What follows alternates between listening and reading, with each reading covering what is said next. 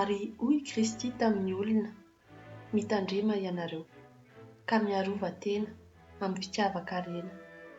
Fa ny ain'ny olona dia tsy miankina amin'ny habetsahan'ny zavatra ananany.